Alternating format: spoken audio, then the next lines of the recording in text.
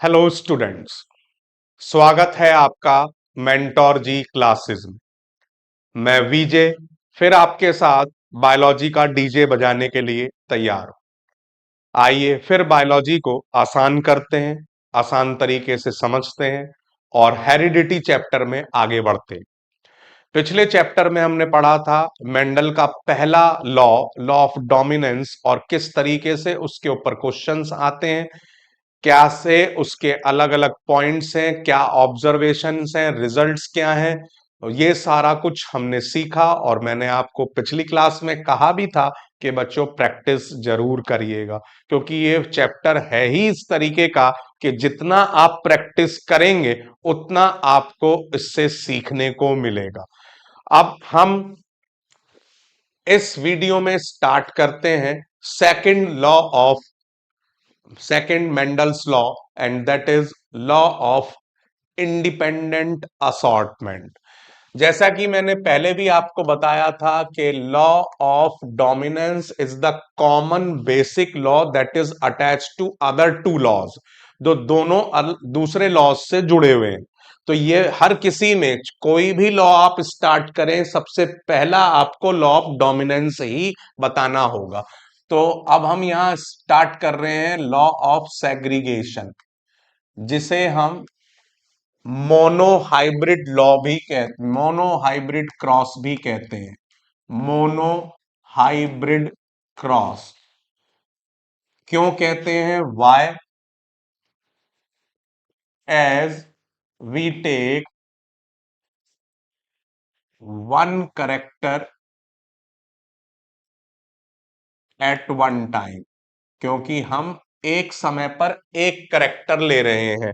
Mono, mono का मतलब होता है single, and hybrid means the characters.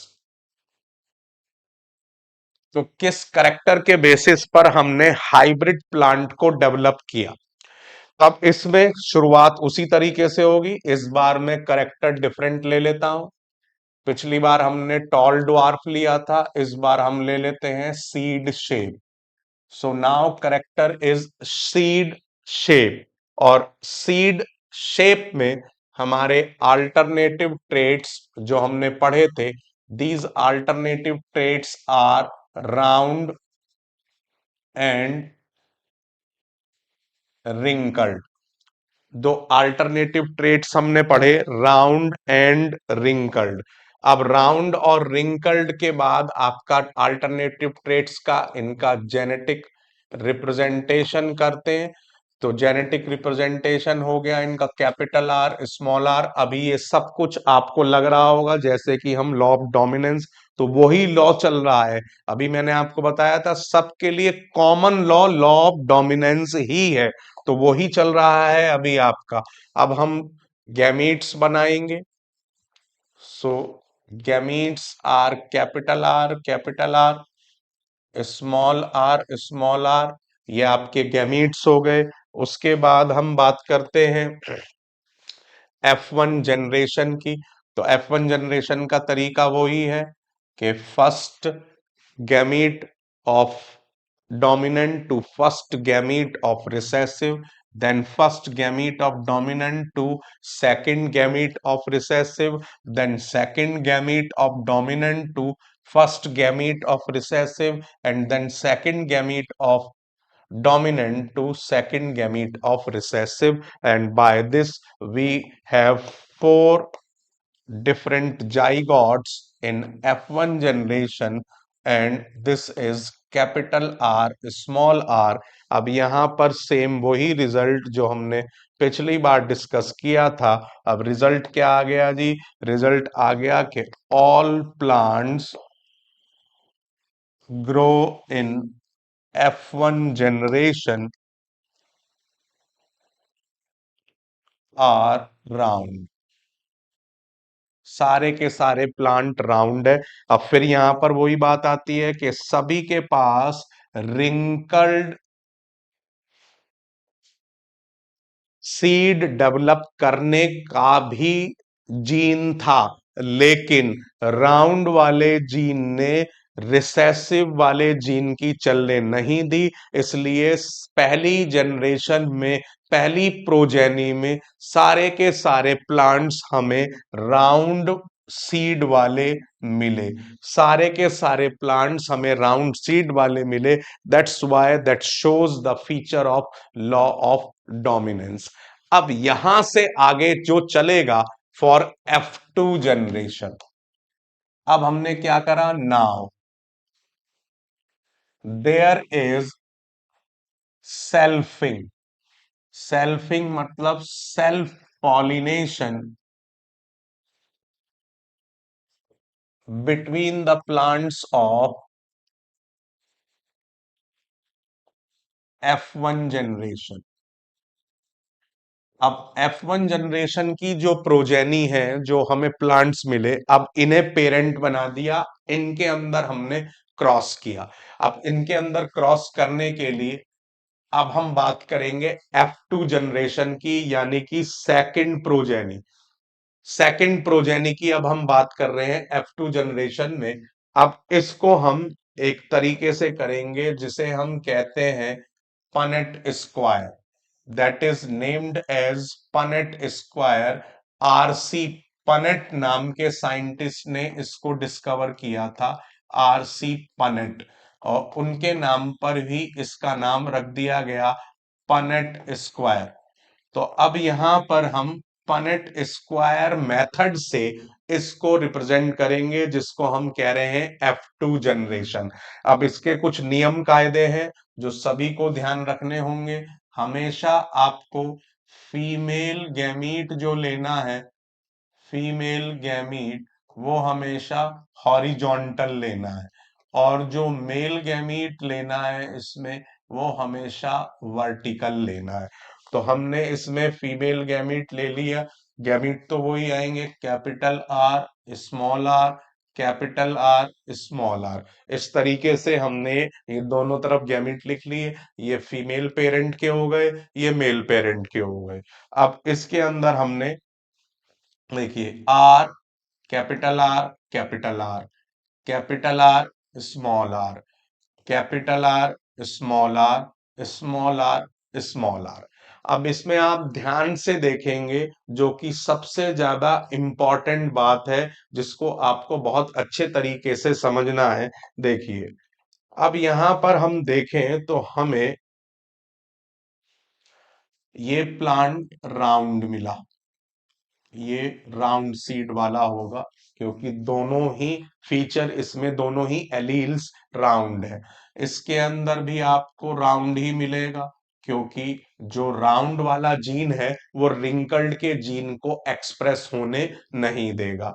इसमें भी हमें राउंड ही मिलेगा, क्योंकि इसमें भी राउंड वाला जीन रिसेसिव जीन को, यानी कि रिंकल्ड के जीन को एक्सप्रेस होने नहीं देगा।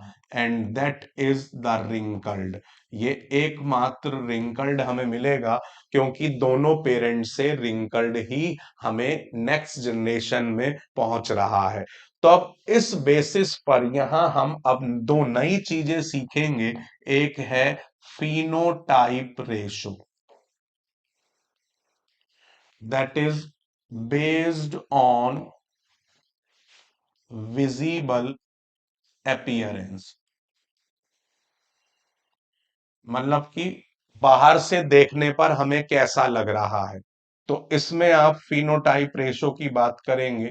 सो there are 3 round and we have 1 wrinkled. एक हमें, तीन तो मिले हमें राउंड सीड वाले, और एक मिला हमें रिंकल्ड सीड वाला। इसको हम इस तरीके से भी कह सकते हैं कि टोटल 4 प्लांट्स में से हमें एक प्लांट मिला राउंड सीड वाला, और एक आपका 3 प्लांट मिले राउंड सीड वाले, तो इसलिए 3/4, और एक प्लांट मिला हमें रिंकल सीड वाला, इसलिए 1/4। अब इसको आप सेम इसी तरीके से परसेंटेज में भी एक्सप्रेस कर सकते हैं। तो परसेंटेज में हम देखेंगे,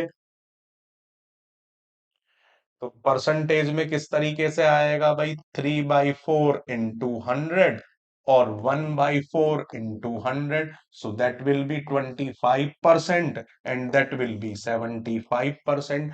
इस किसी भी वैल्यू से आपको ये एग्जाम में मिल सकता है, हो सकता है आपको रेशो में पूछ ले, टोटल रेशो में पूछ ले या परसेंटेज में पूछ ले, तो इस तरीके से आपको एक्सप्रेस करना है।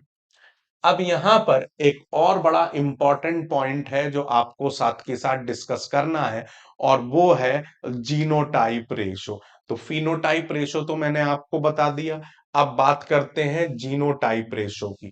देखिए भाई, अब हमारे पास क्या है, genotype ratio. Genotype ratio, genotype ratio होगा on the basis of genetic composition. Genetic composition, composition, genetic composition के बेसिस पर आप देखेंगे तो आपको तीन तरीके का जेनेटिक कंपोजिशन इसमें दिखाई दे रहा है। एक तो है कैपिटल आर, एक है कैपिटल आर स्मॉल आर, और एक है स्मॉल आर स्मॉल आर। तो आप तीन तरीके का ये जेनेटिक कॉन्स्टिट्यूशन देख रहे हैं। अब इसमें आप ध्यान से देखेंगे तो आपको एक प्लांट तो मिला है pure round, pure, that plant is pure round. ठीक है जी। दूसरा प्लांट मिला है जी आपको, दूसरा प्लांट मिला है आपको, दो प्लांट ऐसे मिले हैं जो आपके हाइब्रिड राउंड है, यानी कि जिसमें रिसेसिव का भी जीन मौजूद है, लेकिन उस रिसेसिव जीन के मौजूदगी का कोई फर्क नहीं पड़ा, क्योंकि राउंड वाले जीन ने इस रिंकल्ड वाले जीन की कोई चलने नहीं दी, उसको एक्सप्रेस होने नहीं दिया। इसी तरीके से ये भी आपको हाइब्रिड राउंड मिला। तो दो मिले आपको हाइब्रिड राउंड और एक मिला आपको रिसेसिव, प्योर रिसेसिव। तो अब यहां से हम बहुत सारे ऑब्जर्वेशन समझेंगे और सीखेंगे जो कि कॉम्पिटेंसी बेस्ड क्वेश्चन के लिए वैल्यू पॉइंट्स हैं। अब वही मैं आपको बच्चों बता रहा हूं कि value points for competency based questions.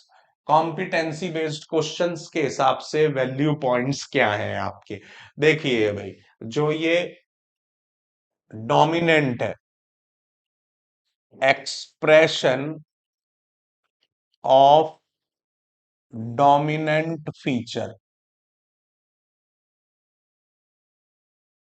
Expression of dominant feature is bye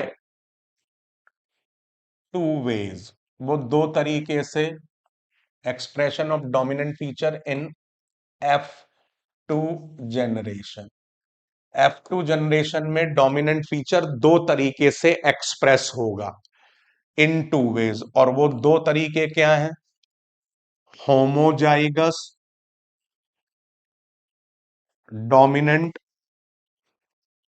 जैसे कि इसमें हमने लिया था अभी capital R that is the pure one, दोनों ही पेरेंट से कैपिटल आर यानी कि डोमिनेंट फीचर मिला है, तो अब नेक्स्ट जनरेशन में कोई और चांस है ही नहीं। दूसरा है आपका heterozygous, heterozygous dominant, that means in next generation we got capital R small r, so that is the hybrid one, that is mixed।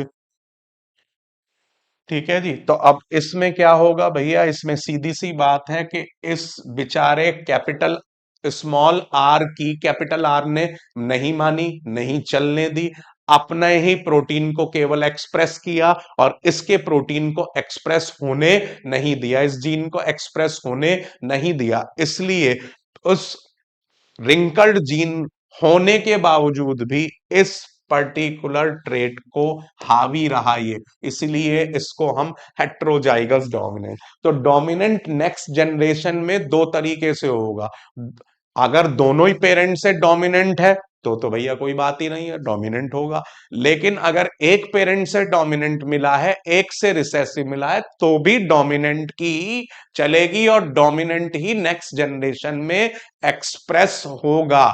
उसे रिसेसिव को कोई मौका नहीं मिलेगा। अब रिसेसिव के लिए भी मौका है, that is expression of recessive feature in F2 generation. और F2 जनरेशन में रिसेसिव के लिए केवल एक मौका है, and that is small R, that is homozygous recessive, that is pure. केवल एक तरीका है, जब दोनों पेरेंट से ही रिसेसिव ऑफ स्प्रिंग में आ जाए, तो ही रिसेसिव अगली जनरेशन में एक्सप्रेस हो सकता है। डोमिनेंट दो तरीके से एक्सप्रेस हो रहा है नेक्स्ट जनरेशन में, अगर दोनों पेरेंट से ही डोमिनेंट है, या एक पेरेंट से डोमिनेंट है, एक से रिसेसिव है, तो भी डोमिनेंट की ही चलेगी। तो आप समझ सकते हैं, रिसेसिव के लिए नेक्स्ट जनरेशन में पहुंचने का एक रास्ता, डोमिनेंट का नेक्स्ट जनरेशन में पहुंचने के दो रास्ते। तो हमें किसी भी पर्टिकुलर ट्रेट के लिए, किसी भी ऑर्गेनिज्म में कौन सा ट्रेट हमें ज्यादा दिखाई देगा? सिंपल, डोमिनेंट, क्योंकि डोमिनेंट दो तरीके से नेक्स्ट जनरेशन में एक्सप्रेस हो रहा है, रिसेसिव केवल एक तरीके से नेक्स्ट जनरेशन में एक्सप्रेस हो रहा है, that has the limited offer, that has two offers to express dominant gene in next generation. That's why we will always see dominant feature in nature commonly in comparison to recessive feature. तो एक तो value point competency based question के लिए ये हुआ, जिसके ऊपर आपके क्वेश्चंस बन सकते हैं।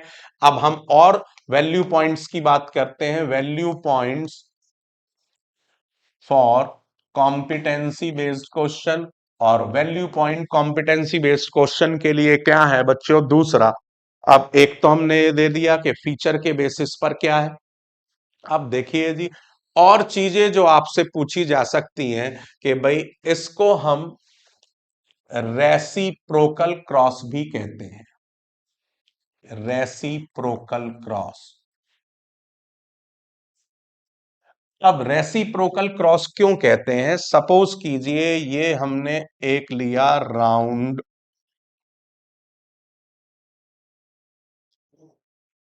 राउंड सीड कंटेनिंग प्लांट, और एक बच्चों हमने लिया ये रिंकल्ड सीड कंटेनिंग प्लांट। दोनों के अंदर स्टिग्मा दिखा दीजिए। ये हमने दोनों, इसकी स्टिग्मा दिखा दी और ये इसकी स्टिग्मा दिखा दी। दोनों के अंदर हमने पॉलन ग्रेन्स दिखा दिए। ठीक है जी। अब मेंडल ने क्या देखा? मेंडल ने ये देखा कि इसके पॉलन ग्रेन्स इसकी स्टिग्मा पर गिराए गए, या इसके पॉलन ग्रेन्स इसकी स्टिग्मा पर, यानी कि राउंड के पॉलन ग्रेन्स रिंकल की स्टिग्मा पर गिराए गए। ये हमने यहां पर क्या रिप्रेजेंट कर रहे हैं? पॉलन ग्रेन्स ऑफ राउंड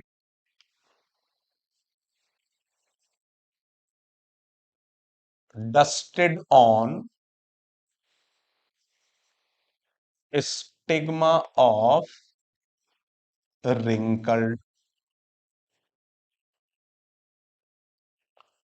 और यहां पर उल्टा कर रहे हैं हम, pollen grains of wrinkled dusted on stigma of round.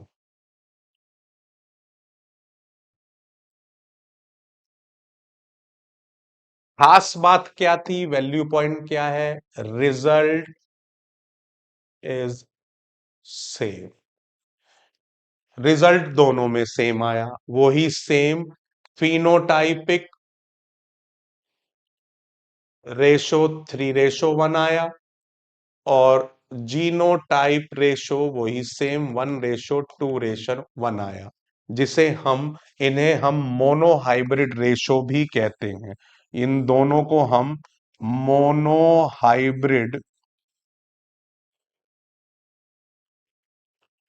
Ratio भी नाम देते हैं। तो ये बच्चों इसके जरूरी वैल्यू पॉइंट्स हैं, जो आपसे कॉम्पिटेंसी बेस्ड क्वेश्चन बनकर एमसीक्यू या 1 मार्क या आपका केस स्टडी बेस्ड किसी तरीके से भी पूछे जा सकते हैं। अब इसी चीज को बच्चों पहले तो मैं आपको इसको शेयर कर देता हूं, ताकि आप फ्यूचर यूज के लिए इसको एक्सेस कर सकें, क्योंकि देखो इतना डिटेल में आपको बुक्स में नहीं मिलेगा, एनसीईआरटी बुक में। लेकिन भाई ये मेरा काम है आप तक चैप्टर को आसान करना, तो वो मैं कर रहा हूं। इसको आप एक्सेस करें, इन नोट्स को फ्यूचर यूज के लिए लिखें। और मैंने जैसे पिछली बार कहा था, मैं फिर कह रहा हूं, ये मैंने एक पर्टिकुलर ट्रेट से, एक करेक्टर से आपको करना सिखाया है, या आपको बाकी करेक्टर से भी करना सीखना पड़ेगा, और आपको इसको यूज करना पड़ेगा। जितनी प्रैक्टिस करेंगे उतना बेहतर आपको समझ में आएगा। प्रैक्टिस नहीं करेंगे तो ये भाई सब कुछ खराब हो जाएगा, कोई इसका बेनिफिट नहीं होगा। I think this is enough time. अब चलिए इसमें हम चैप्टर के साथ इसको रिलेट करते हैं। Let's see the chapter. अब चैप्टर में कैसे दिया हुआ है उसको भी समझते हैं।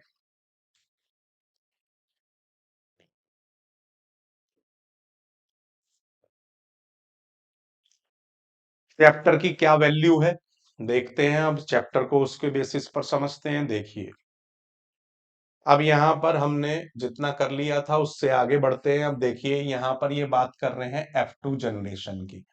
तो चलिए आते हैं, अब F2 जनरेशन के लिए आपकी बुक क्या कहती है उसी चीज को हम लेते हैं। यहां पर ये बेसिकली बात कर रहे हैं, यहाँ पर ये बेसिकली बात कर रहे हैं टॉल और ड्वार्फ की। हमने लिया था राउंड रिंकल, तो बात वही है, मतलब समझने से मतलब है। तो उसी चीज को हम समझते हैं। देखिए, however the second generation और F2 progeny of the F1 tall plants are not all tall. भाई हमें F1 की क्या खास बात थी, हमें सारे टॉल मिले, कोई मीडियम हाइट वाला प्लांट नहीं मिला। ऐसे ही अब वाले हम इसको रिलेट करें तो हमें भी सारे राउंड मिले, कोई मीडियम यानी कि राउंड और रिंकल्ड के दोनों के फीचर्स वाला नहीं मिला, और कोई भी हमें रिंकल्ड नहीं मिला F1 जनरेशन में। लेकिन F2 जनरेशन की हम बात करें तो हमें तीनों तरीके के मिले। हमें प्योर राउंड भी मिला, हमें हाइब्रिड राउंड भी मिला, और हमें प्योर आपका रिंकल्ड भी मिला। इसीलिए इसको हमने नाम दिया law of segregation, because characters are separated now. और this is the third value point of this particular law of segregation, जो आपको एग्जाम में ये पूछा जा सकता है कि why this law is named as law of segregation. क्योंकि F2 जनरेशन में आप देख रहे हैं करेक्टर्स आर सेग्रीगेटेड। सेग्रीगेटेड मतलब सेपरेटेड। जो हमें पहली जनरेशन में केवल एक तरीके का प्लांट मिला, पिछले बार जो हमने एग्जाम्पल डिस्कस किया था, जो इस वक्त बुक में भी आपके सामने, कि हमें केवल टॉल प्लांट मिला, कोई मीडियम हाइट प्लांट नहीं मिला, कोई ड्वार्फ नहीं मिला F1 जनरेशन में। लेकिन F2 जनरेशन में हमें यहां पर तीनों तरीके के प्लांट मिलेंगे। हमें प्योर टॉल भी मिलेगा, हमें मिक्स्ड टॉल भी मिलेगा, और हमें प्योर ड्वार्फ भी मिलेगा। तो हमें तीनों तरीके के प्लांट्स मिले। तो मैंने दोनों एग्जाम्पल के साथ आपको बता दिया। तो करेक्टर्स यहां सेग्रीगेट हो गए, यहां पर रिसेसिव करेक्टर को भी अपनी मौजूदगी दिखाने का मौका मिला, जो कि F1 में नहीं मिला। अब इसमें आगे देखिए बच्चों क्या कहती है बुक, के instead 1/4 of them are short. अभी आपने बताया था ना, मैंने आपको बताया कि टॉल और शॉर्ट की हम बात करें तो टॉल थे 3/4 और शॉर्ट है 1/4, या 75%, 25% ऐसे ही यहां पर हुआ कि 3/4 राउंड हुए और 1/4 रिंकल्ड हुए। तो उसको हम कैसे रिप्रेजेंट कर सकते हैं? 75%, 25%, तो वही चीज ये कह रहे हैं। अब फिर देखिए नेक्स्ट क्या कहते हैं ये, कि this indicates that both the tallness and shortness traits were inherited in F1 generation, but only in the tallness traits what express. अब जो मैंने आपको बताई कि F1 में दोनों ट्रेट मौजूद थे। देखिए F1 में आप देखेंगे कैपिटल टी भी था, स्मॉल टी भी था, लेकिन कैपिटल टी ने स्मॉल टी को एक्सप्रेस होने की इजाजत नहीं दी। वो इजाजत बेचारे स्मॉल टी को मिल गई कहां? प्योर डॉर्फ ये, मिक्स्ड ये, और प्योर ये। ऐसे ही यहां पर प्योर ये, capital R capital R capital R, small R small R small R. तो यहां पर स्मॉल वालों को भी अपनी एक्सप्रेशन मिल गई, इसीलिए इसको लॉ ऑफ सेग्रीगेशन कहते हैं। अब देखिए नेक्स्ट पॉइंट क्या कह रहे हैं ये, कि this led Mendel to purpose that two copies of factor, जिन्हें जीन्स कहा गया, मेंडल ने फैक्टर कहा था। ये बात ध्यान रखिएगा, मेंडल ने जीन वर्ड नहीं कहा था, मेंडल ने कहा था फैक्टर। ये जीन वर्ड बाद में दिया गया। Controlling traits are present in sexually reproducing organism, और ये मैं आपको पहले ही बता चुका हूं कि दो ही क्यों, क्योंकि हमें एक क्रोमोसोम मदर से मिलता है, एक क्रोमोसोम फादर से मिलता है, इसलिए दो। सो दीज टू में बी आइडेंटिकल। अब आइडेंटिकल का मतलब ये हो जाएंगे होमोजाइगस, सेम। आइडेंटिकल का मतलब होमोजाइगस, और डिफरेंट भी हो सकते हैं, दैट मीन्स हेट्रोजाइगस। बस यही खासियत है आपकी एनसीईआरटी की। एनसीईआरटी बात सारी कह देता है, लेकिन वो बड़े कॉम्प्लिकेटेड फॉर्म में होती है, उसको इजी करने का काम ही टीचर का होता है, जो मैं आपके लिए कर रहा हूं। बस आपको इसको ध्यान से समझना है और इसके ऊपर फोकस करना है। अब ये देखिए, डिपेंडिंग ऑन द परसेंटेज, तो परसेंटेज अभी आपको बता दिया मैंने आपको, कि जिसको हम मोनोहाइब्रिड रेशो बोलते हैं, और वो अभी हमने डिस्कस कर लिया है। तो बच्चों अब आप समझ गए होंगे, सारे वैल्यू पॉइंट्स हमने डिस्कस कर लिए हैं। अब बॉल आपके कोर्ट में है, जितनी प्रैक्टिस आप करेंगे उतना आपको इसको सीखने को मिलेगा। अगली वीडियो में मैं इसके क्वेश्चंस आपके साथ डिस्कस करूंगा कि किस तरीके के क्वेश्चंस आपसे पूछे जा सकते हैं। So this is that's all in this video. चलिए कोशिश करते हैं एक बार और, क्या पता क्यूआर कोड एक्सेस हो जाए। तो एक्सेस होता है, लेट्स टेक टाइम, 1 और 2 मिनट और देख लेते हैं, क्या पता एक्सेस हो जाए। लेकिन इन बिटवीन मैंने आपको एक एक चीज बड़ी बारीकी से बताई है बेटा, एक एक पॉइंट मैंने आपको डिस्कस किया है, कैसे सीबीक्यू क्वेश्चंस आ सकते हैं, किस पॉइंट पर आ सकते हैं, क्या चीज रिलेट करती है। We have discussed each and every point. तो आपको भी उसी तरीके से ये नोट्स बनाने हैं, इन पॉइंट्स को उसी तरीके से अपनी कॉपी में लिखना है, और ये नहीं को आपको इस्तेमाल करना है। चलिए आपका भी काम हो गया। ये क्यूआर कोड आप एक्सेस करें और ये सारे स्पेशल वैल्यू पॉइंट्स लिखें, समझें, अपने पास नोट करें, और इन्हीं के ऊपर ही बेस्ड क्वेश्चन आपके एग्जाम में आने वाले हैं, आई एम श्योर। तो बस इस वीडियो में इतना ही। इसी तरीके से साथ में बने रहिए, बायोलॉजी को आसान बनाते रहिए, मेंटोर जी पर सारे के सारे सब्जेक्ट्स का मजा लेते रहिए, और अपनी पढ़ाई को इजी होकर जीजिए, अपनी जिम्मेदारी को समझिए, बढ़िया तरीके से पढ़िए, और अपने पेरेंट्स का आने वाले एग्जाम में नाम रोशन करिए। इसी बात को, इसी वैल्यू को लेते हुए मिलते हैं बच्चों अगली वीडियो में। तब तक के लिए गुड बाय।